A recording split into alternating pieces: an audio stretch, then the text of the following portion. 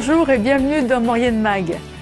Au sommaire de cette émission, un reportage sur la semaine La Maurienne, le goût et vous. Mais auparavant, nous recevons Jean-Pierre Castellan et Sophie Lépine de l'association du sel. Bonjour Monsieur Castellan. Bonjour. Il paraît qu'on vous connaît plus sous le nom de Jean-Pierre. Oui. Très peu de gens savent que je m'appelle Castellan. D'accord, bon alors on va dire Jean-Pierre, voilà. Vous êtes président du sel. C'est ça. Alors que veulent dire ces initiales? Alors ça veut dire que c'est un système d'échange local. Oui. C'est un terme générique qui est utilisé un peu partout en France. Oui. C'est une association qui existe en Maurienne. Alors c'est depuis... une association qui a été créée une dizaine d'années. Oui, vous en êtes le président depuis longtemps? Non, depuis qu'on s'est installé à Saint-Jean-de-Maurienne il y a 4-5 ans. Oui, vous avez combien de membres? Alors, nos membres, ce sont tous des familles. Oui. Il y en a une cinquantaine maintenant. Une cinquantaine de familles. Mais oui. Vous me disiez tout à l'heure que c'était un mouvement plus féminin que masculin. Ça intéresse plus les femmes, ce genre de choses? Oui, il y a une majorité. Nous n'avons pas la parité, nous les hommes, c'est à notre dépens. Mais effectivement, il y a beaucoup plus de femmes qui sont intéressées ou qui ont le temps peut-être de s'y intéresser. Et vous m'avez dit aussi que c'était un système qui était instauré en France depuis 1987 à 1997. Vous pouvez m'expliquer un petit peu quelle est la philosophie de ce système d'échange? C'est du troc en quelque sorte. Oui, c'est un système qui permet le troc autrement que par l'échange de deux objets de la même valeur entre deux personnes. Oui, dès qu'on sort de ce troc simple, il faut un élément extérieur qui permette de compenser les différences de valeur entre les objets et pouvoir échanger entre d'autres personnes qu'un seul vis-à-vis. Donc pour ça, il faut une monnaie. Il faut une monnaie, une organisation, et c'est le but du sel. C'est de servir, c'est d'aider à faire ces échanges. Et donc votre monnaie, c'est? Alors notre monnaie, en général dans les sels, dans les systèmes d'échanges locaux un peu partout en France, c'est le grain de sel, oui. Qui est la monnaie unique pour tous les sels. Mais chaque association a choisi un petit nom sympa ou local pour sa monnaie, mais ça revient au même. Et vous, votre monnaie s'appelle? Nous, étant donné qu'on est le pays des ramoneurs, la personne qui avait initialisé le sel en Maurienne a choisi le hérisson. D'accord, d'accord, c'est mignon. C'est notre monnaie, voilà. Le hérisson du ramoneur, hein, c'est pas... D'accord, oui, j'ai bien connu. Mais donc, vous échangez quoi, en fait, dans ce troc organisé? Qu'est-ce qu'on peut échanger? Tout ce qui est échangeable, tout ce qui ne nous sert plus, ou tout ce qu'on a en trop. Alors, on échange des biens, oui. Des objets, on échange des services, oui. Et des savoirs. D'accord. Vous pouvez me donner quelques exemples de services, de savoirs, enfin un petit peu... Alors, de services, ça peut être une aide pour un déménagement, oui. Ça peut être la garde d'un enfant, oui. Ça peut être de l'aide pour restaurer un vieux vélo, voilà. D'accord. Et alors donc, vous me disiez que votre monnaie, parce que tout à l'heure quand on parlait de monnaie, je disais mais pourquoi remplacer une monnaie par une autre monnaie finalement? Donc vous dites que c'est une monnaie alternative, c'est ça? C'est une monnaie, oui, qui est alternative. C'est une monnaie qui est au service, qui est à notre service. C'est pas une monnaie. Dans le système traditionnel, il semblerait que l'homme est plutôt au service des systèmes financiers. Nous, c'est l'inverse. Le système financier est complètement à notre service puisque c'est quelque chose qu'on a créé nous-mêmes. On lui donne la valeur qu'on a envie de lui donner. Il n'est pas capitalisable, donc c'est vraiment une aide. C'est vraiment une aide aux échanges. C'est une monnaie qui est plus généreuse que capitaliste, en fait, oui, c'est une monnaie oui, qui est faite pour permettre les échanges d'objets de différentes valeurs. Et elle ne sert qu'à ça. Elle n'est pas D'accord. capitalisable, il n'y a Et pas pas d'intérêt, d'intérêt, on n'a aucun intérêt à la garder ou à la stocker. Elle est là pour faire des échanges et un maximum d'échanges. Et favoriser le lien. Favoriser le lien, bah oui. Voilà, c'est voilà. ça. Écoutez, Jean-Pierre, je vous remercie déjà de cette présentation du sel qui nous a déjà bien appris sur cette association. On va peut-être passer à la deuxième partie, mais en attendant, on va regarder un reportage fait par Moyenne TV sur la semaine du goût, la semaine du goût et le goût et vous qui s'est déroulée en Maurienne cette semaine. D'accord ? Voilà.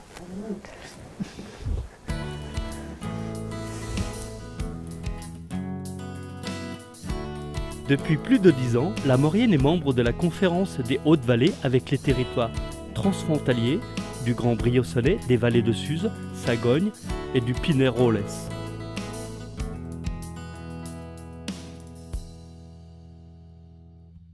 Nous avons rencontré Ludivine Moulard, chargée de mission pour le SPM. Elle nous fait découvrir la semaine culinaire dans des lieux inhabituels. Alors aujourd'hui effectivement, donc il y a 2 ateliers de cuisine dans des boucheries de la vallée. Donc ici on est à la boucherie Mestre à la Chambre qui co-anime l'atelier avec Patricia Grange qui est restauratrice au Châtel. À Fourneau on a aussi un atelier chez Lionel et Mathilde Rito qui co-anime l'atelier avec Pierre Gagnère qui est restaurateur à Lens-le-Bourg. Et donc au foyer des jeunes travailleurs toute la journée, donc on a Jean-Pierre Jorsin qui anime un atelier tout seul donc, sur la crème pâtissière au chocolat et les biscuits sablés. Juste celle-ci. Donc on avait prévu de faire une petite paupiette d'agneau avec des fines herbes. Enfin madame, là c'est plus la partie de Madame Grange. Moi je vais juste vous faire voir en fait comment on sépare l'agneau.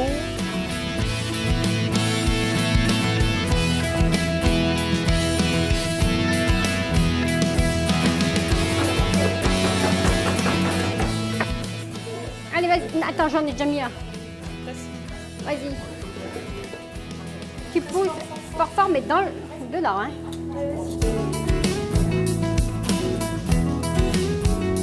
Qu'est-ce qui te plaît dans la cuisine ?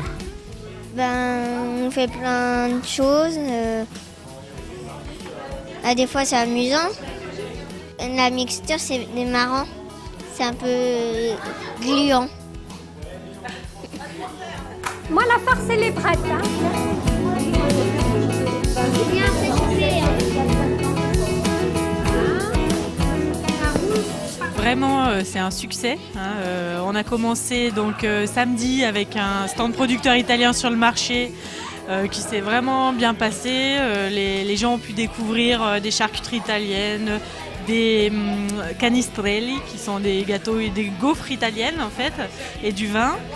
Hier, on a eu une conférence en fait sur le patrimoine culinaire mauriennais avec une dégustation de rissol et rioutes qui ont été préparés par 2 restaurateurs de Saint-Jean-de-Maurienne. Et donc là, aujourd'hui, c'est la journée des enfants, puisqu'on est mercredi. On a 4 ateliers de cuisine dans l'ensemble de la vallée sur toute la journée, plus un compte jeune public à l'espace culturel de Saint-Jean-de-Maurienne. Et pour l'instant, on fait le plein partout. Les gens ont vraiment envie de cuisiner, quoi. Ça correspond vraiment à un besoin, et notamment par rapport aux enfants, où les adultes nous donnent de très bons retours sur ces ateliers.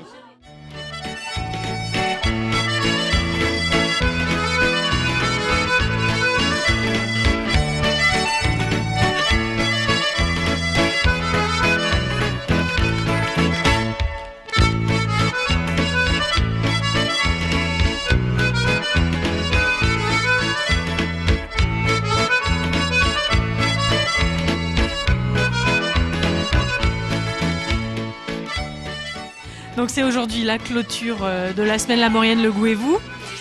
Donc effectivement, on a la chance d'avoir aujourd'hui 2 restaurateurs italiens de la région de Salbertrand dans le Val de Suse. Donc un restaurateur qui s'appelle Salvatore Gigante et une restauratrice qui s'appelle Silvia Merlo.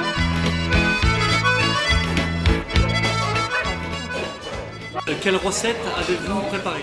Abbiamo preparato, visto che volevamo ricordare la cucina piemontese, abbiamo fatto un buon risotto con salsiccia al barbera, e invece come secondo piatto abbiamo fatto la melanzana ripiena di verdure alla pugliese, per ricordare un pochettino il settentrione col meridione.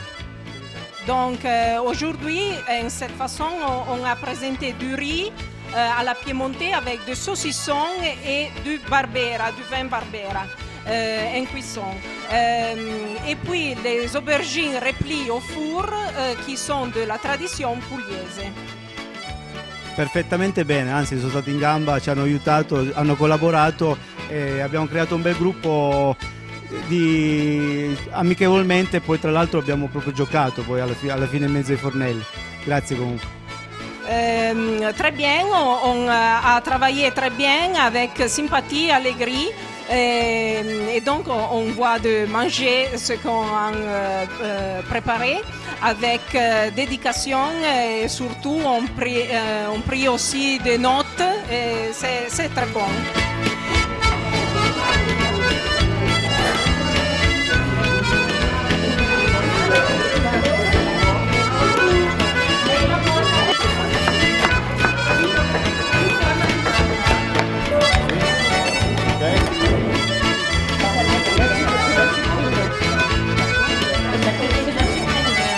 Que les gens se sont mis à cuisiner. Voilà, il y a une super ambiance. Les gens sont vraiment contents d'être ensemble. Donc on a deux groupes. Un pour les adultes qui font le salé. Donc un risotto à la saucisse et au barolo. Et une aubergine farcie aux légumes. Et puis les enfants qui sont en train de cuisiner les desserts. Donc il y a deux gâteaux en fait. La tourte au pain. La tourte au pain. Avec des pommes, du pain trempé dans du lait et puis du sucre. Et la tarte d'éclose qui était un dessert typique de la vallée de Suse avec des graissins, des citrons, de la menthe, du caramel, voilà, plein de choses très bonnes et qui sont vraiment typiques de la cuisine italienne.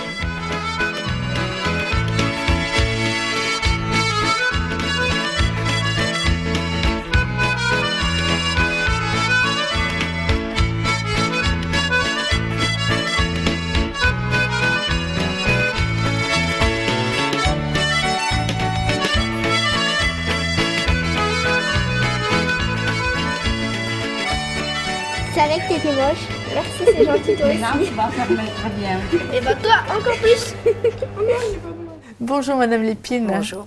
Donc je vais vous appeler par votre prénom, c'est plus facile. Vous appelez donc votre prénom, c'est Sophie. Vous êtes, vous m'avez dit herboriste, c'est ça? Et vous êtes la secrétaire du sel. Oui. Donc vous êtes venue au sel par votre métier? Comment est-ce que... Non. Avant j'habitais en Normandie et j'avais déjà envie d'adhérer à un sel, mais il était vraiment très loin de chez moi, du côté de Caen. Et quand je suis arrivée en Maurienne, j'ai appris qu'il y avait un sel et j'ai adhéré immédiatement. D'accord. Donc parlez-nous, Jean-Pierre nous a parlé un petit peu de l'historique du sel, ce qu'était le sel. Pouvez-vous nous parler du fonctionnement du sel? Comment se connaissent les membres? Comment est-ce que matériellement on peut faire ce troc? D'accord. Le sel de Maurienne, en fait, il est organisé de la façon suivante. Il y a 2 réunions mensuelles. On se rencontre généralement salle des Coquelicots, dans la zone industrielle. Il y a une réunion tous les 1er et les 15 du mois.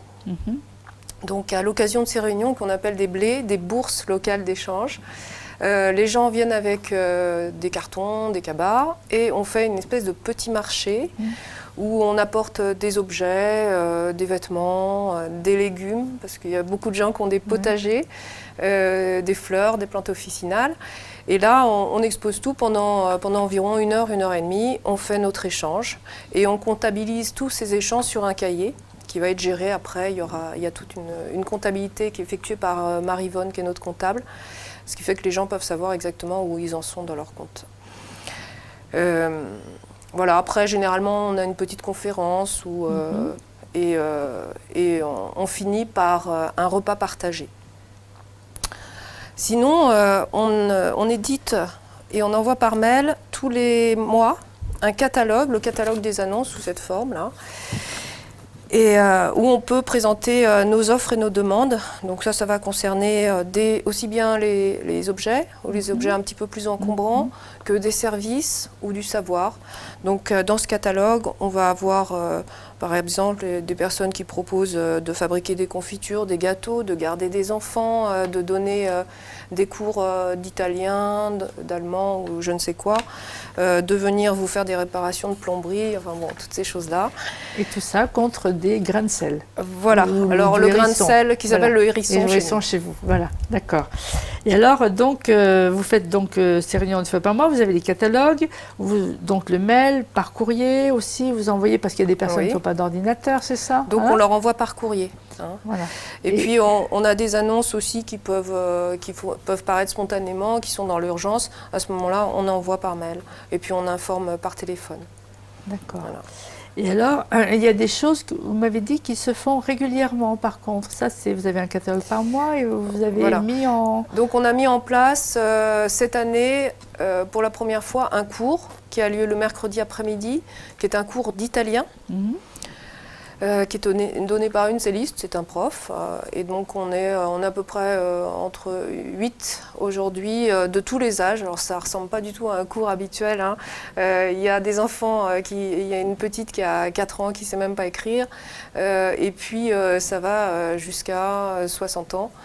Donc c'est vraiment le cours familial qui est présenté un petit peu comme une préparation pour un voyage en Italie, on pourrait dire. Hein. D'accord. Voilà. Donc c'était la première fois qu'il y avait quelque chose d'organisé régulièrement et qui marche bien. Les gens viennent régulièrement, tout à fait. sont heureux de partager. Ça nous coûte 50 hérissons, 40 hérissons ou 30 hérissons pour les enfants, je crois. Voilà. C'est amusant de compter comme ça quand on n'a pas l'habitude de vous entendre parler en hérisson et non pas... Voilà. Et à la rentrée prochaine, j'espère qu'on aura un cours de danse folklorique. Et puis peut-être des cours de guitare. Voilà. D'accord, ça c'est dans les projets. Voilà, qu'est-ce que vous avez encore comme... Vous voulez dire aussi qu'il y avait des biens communs, vous voulez parler des biens communs aussi qui est dans les projets. Voilà, donc là on s'associe de temps en temps sur des projets avec d'autres associations. Et on a eu des connexions, avec le Secours catholique qui fait beaucoup de récupération et qui n'a pas toujours les moyens de tout recycler parce que il y a une telle gabegie de sociétés de consommation qu'il y a beaucoup de choses qui arrivent. Et on a eu l'idée donc de créer des biens communs à l'intérieur du CEL. Donc ces biens communs, ça va être des objets dont on n'a pas usage régulièrement. Ça peut être une machine à coudre, une bétonnière, un motoculteur, des appareils à raclette, ce genre de choses. Donc on stocke ces appareils dans le local du CEL. Qui se trouve où ? À Saint-Jean-de-Maurienne. Et puis, les gens viennent le chercher, le gardent parfois un certain temps, le font suivre. Enfin bon, il n'y a rien de très formel. Ces objets, de toute manière, ne sont pas assurés. Ils ont été donnés. Et s'ils meurent au cours de l'usage, on les remplace par d'autres. Enfin bon, voilà, on fonctionne comme ça. C'est vraiment le fonctionnement très simplement. Très simplement. Et alors, donc, dans vos projets, vous m'aviez parlé aussi de faire un jardin partagé. Hein. Ça vous tient à cœur, ça? C'est quelque chose qui est... C'est vrai. Bon, moi, j'aime les plantes. C'est mon univers, le végétal. Et puis, il y a de plus en plus de gens qui s'intéressent à ce concept qui vient d'Angleterre. Mais il y a énormément de jardins partagés, surtout en ville. Et sur Saint-Jean-de-Maurienne, il y a un petit noyau de gens qui aimeraient travailler sur la ville en transition et qui s'intéressent entre autres à ces projets de jardin, alors que ce soit jardin partagé, jardin de cocagne, alors ce serait à définir. Là, cette année, on a pas mal bougé dans ce sens-là. On a recherché un terrain, on n'a pas trouvé. Enfin, on a trouvé un petit terrain à Roche-Noire dans les jardins de Péchinet, mais c'est vraiment très insuffisant pour mener ce genre de projet. Donc, on a encore le temps, on verra. Peut-être qu'on va trouver enfin un terrain. Et on sera probablement associé avec d'autres associations, avec ACA, il y a d'autres gens qui s'intéressent à ça sur la commune. C'est l'ACA aujourd'hui qui regroupe tous les gens au travers de la commission durable, qui regroupe les gens qui cherchent à développer ça. D'accord. Écoutez, Sophie, je vous remercie d'être venue passer ce moment avec nous et de nous avoir éclairé un petit peu plus sur le fonctionnement du CEL. Je vous remercie. Au revoir. Au revoir. Maurienne Mag est maintenant terminée. Merci de nous avoir suivis et à la semaine prochaine.